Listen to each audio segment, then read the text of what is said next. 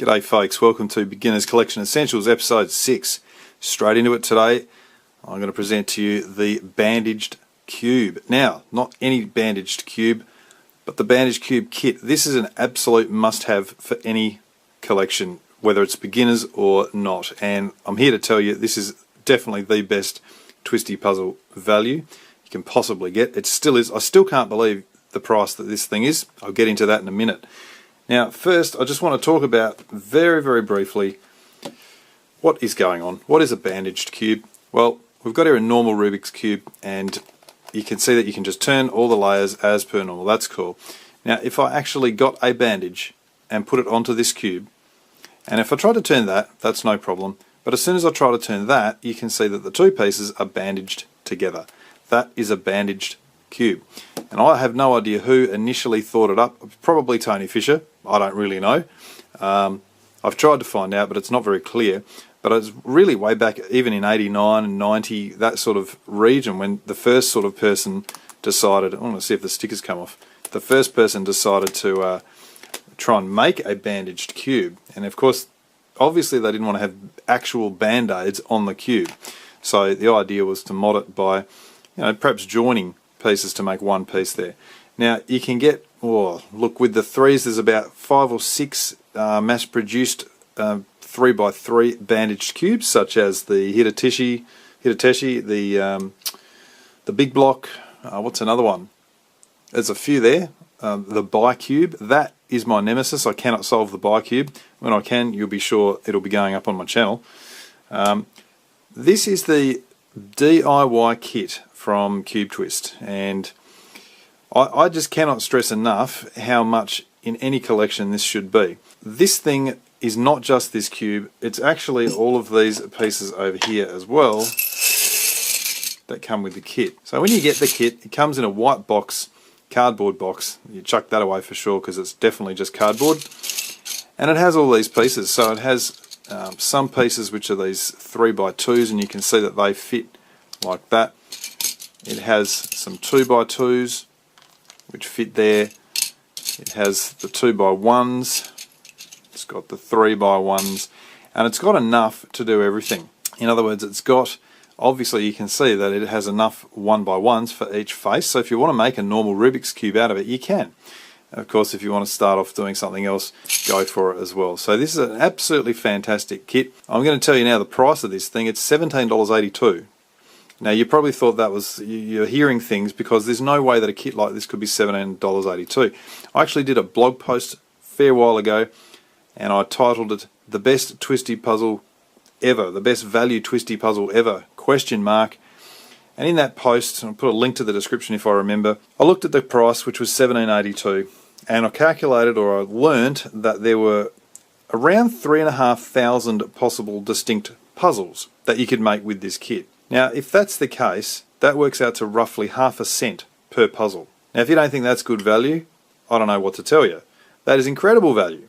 ½ cent per puzzle. I then worked out the time that you could be kept doing these things, and it was, it was a crazy amount of time. And this is well worth getting. So of all the things I'd ever suggest, please get this. I'm begging you. If you don't have one, buy one. It's a must-have. Now, I've bandaged up this with probably what I guess would be the simplest type of bandaging at the moment, and that's just to have a 2x1 on here. So obviously when you do it, you don't just want to put one thing there and have these as two separate things. First of all, it's going to be a little bit confusing, but secondly, the two separate things there won't behave as two separate things because this part is bandaged. So what it means is that I can turn that face no problem. As soon as I try to do that, just can't do it. Will not budge, and that's a Bandaged cube. Now you can see the possibilities. You can see that if I whack that off and put, what about I put, there is one negative about this puzzle, which I definitely am going to tell you. I'm just going to slot that in there. Do the same thing with this red one. Get those off and whack that one on there. All of a sudden I've got a completely different Bandaged cube, and you might think, well, it only covers one more cubie. Believe me, that actually makes quite a difference. And the reason this is good and worth doing is that you basically go from a normal Rubik's cube, you build up your Bandaged cube skills. There's an awful lot of Bandaged cubes out there now, whether it's traditional bandage cubes or the crazy cubes. They're all bandage type cubes. People say I'm not very good at bandage cubes, and I was certainly one of them a while back, and I really just couldn't see what was going on. What I found was that as soon as I did the most basic one and went and solved that, I went, hey, I can solve a bandage cube. Then I did something like this, and it was a little bit harder, but I could solve that. Now the thing is, you can just keep adding on to that and maybe just keep going up to a face. You could also do something like, you might have one there, and maybe over here on this green face, now this may highlight the negative, we'll see.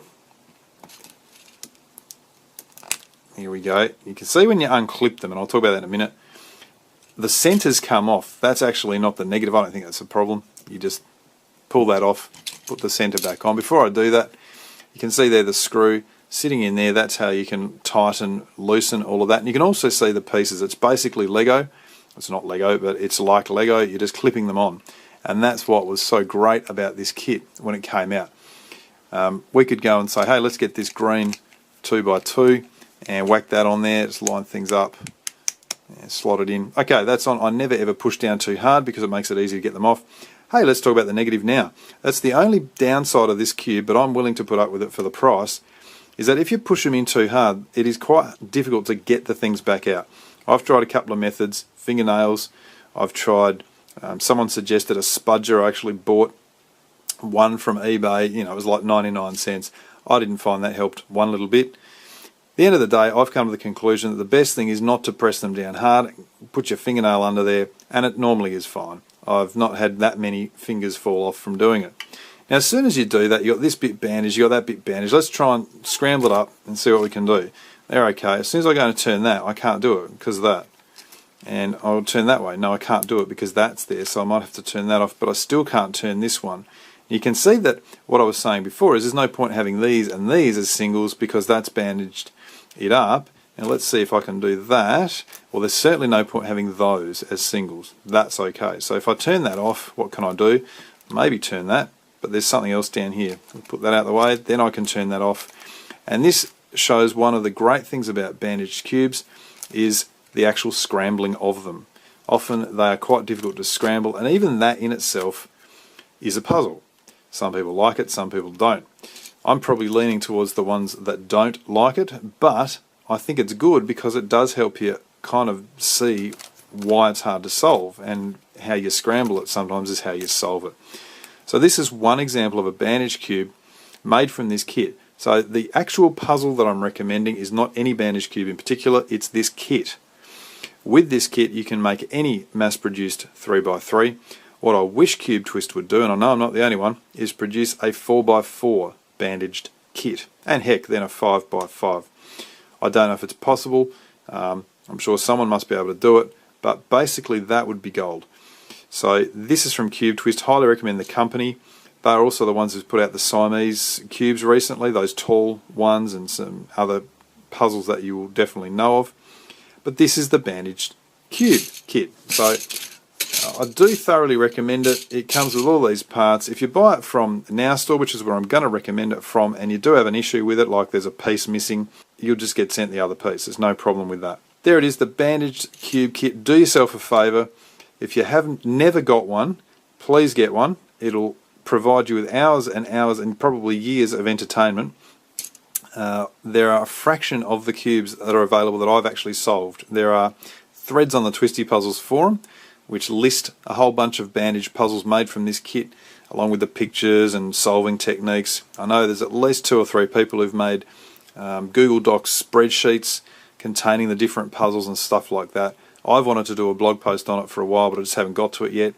So this is well worth having, and I don't believe any collection would be complete without this bandaged DIY cube kit. That's number 6.